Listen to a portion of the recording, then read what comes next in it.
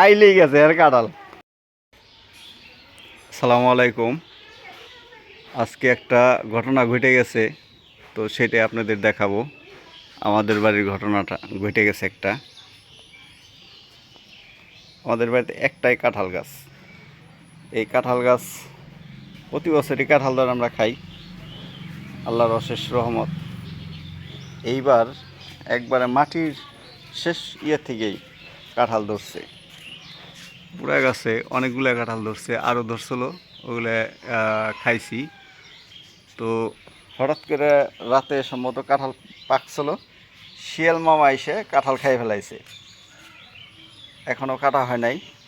এই শিয়াল মামা করছে কি, একটার পর একটা উঠে গাছের ওই যে আর একটা কাঁঠাল ওইটাও খাইছে, আর নিজ দিয়ে বিচি পড়ছে। এইটা আবার একাই পাইকে পড়ছে, একাই গাছের অনেক উপরে, পারা খুবই কষ্টসাধ্য, এজন্য পারতে পারিনি।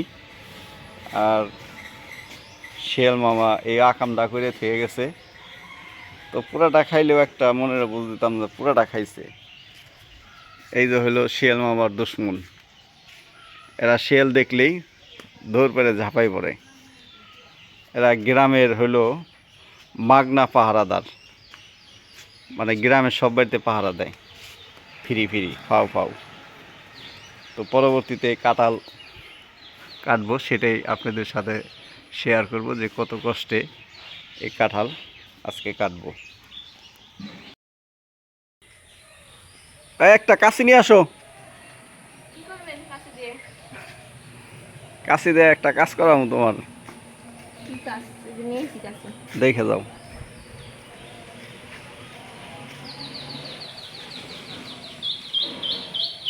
এই যে তোমার বয়ফ্রেন্ড আইসা, এই যে দেখো কাঁঠাল কি করছে, কাঁঠাল খাইয়া গেছে রাত্রে, আবার এই যে উপরেও খাইছে বয়ফ্রেন্ড আইসে, ঠিক আছে?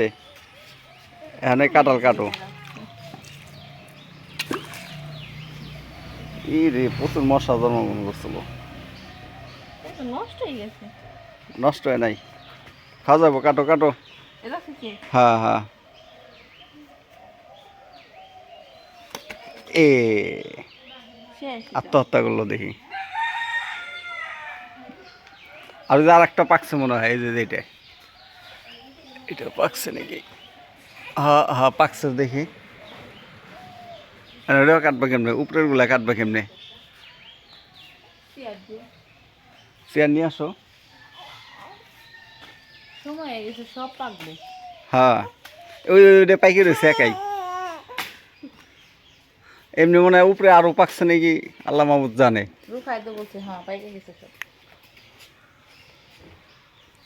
মশা আছে কিন্তু প্রচুর, ওর আইনে রাখছে যে টিকা দেওয়ার কারণে। মার কথা মনে পড়ে না সবারই। ওই দিয়ে শিয়ালে ওইটা ওইটা খাইছে, শিয়ালে এইভাবে কাঁঠাল খায়। হয় একটার পর একটা উঠে তো আবার খায়। ওই উপরে উঠাবার না, শিয়াল গাছে উঠে। হুম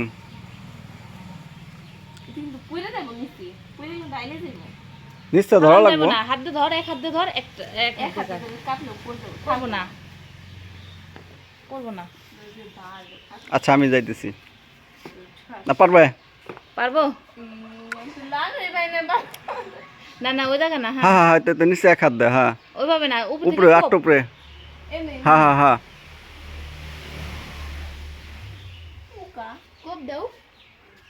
ওইভাবে কাটা কষ্ট, হ্যাঁ তাই তো, বাস এই তো পারছে পারছে। পারবো না মানে? হ্যাঁ একদম পাকা। এই যে কি করো, ভাঙ্গুম ভাঙ্গে খামু।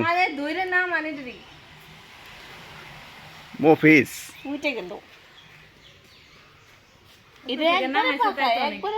হ্যাঁ একদম পাকা।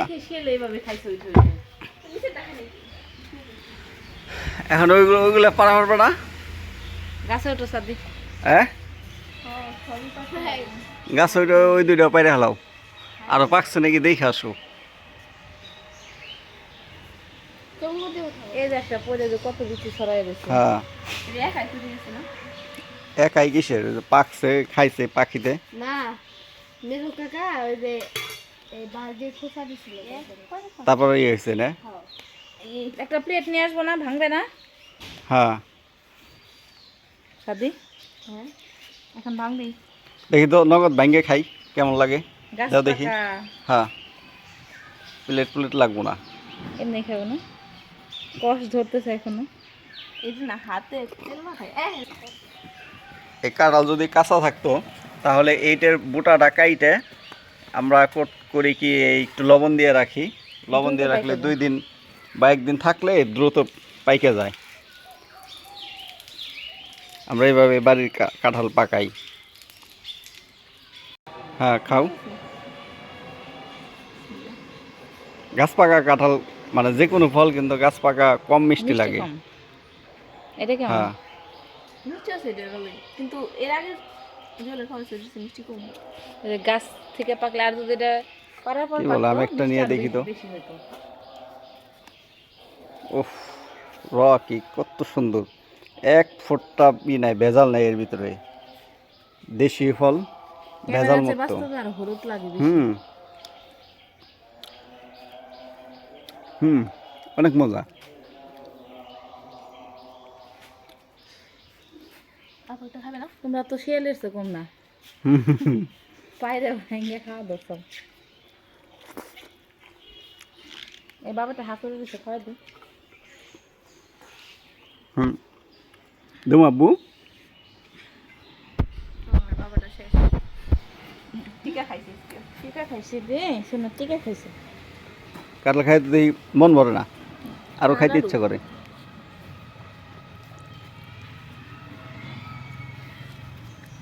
হুম